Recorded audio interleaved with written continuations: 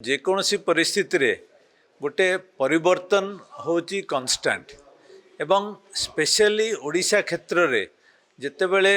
आमे गोटे अनेक गुड़े माइल खुंट क्रॉस कर सारीचु वर्तमान लोकमान हित रे गोटे ढांचागत परिवर्तन दरकार अर्थनीति रे एवं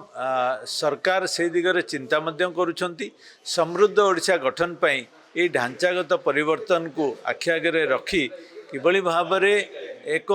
उन्नत राष्ट्र राज्य एवं समृद्ध ओडिशा गठन करा जाय परिबो एई जो आलोचना आज हैला सेगुड़ी को बहुत सहायक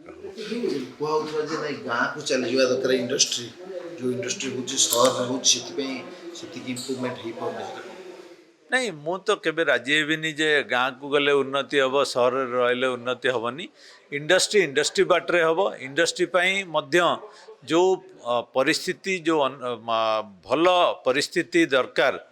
जो इकोसिस्टम दरकार से गुड़िक तैयारी करवा राज्यर कर्तव्य देशर कर्तव्य एवं जदि भल परिस्थिति है आम पाखे कॉम्पिटिटिव इंडस्ट्री आसीपर जो माने सारा पृथ्वी रे तार कॉस्ट कम रखी गोटे भल एक्सपोर्ट मार्केट मध्य तैयारी कर परिबे जे वेनेजुएला कथा जो आलोचना चलतला जे एत बड़ राष्ट्र तक राष्ट्र मुख्य भी उठे निया गला जे खनिज संपद पाई ना और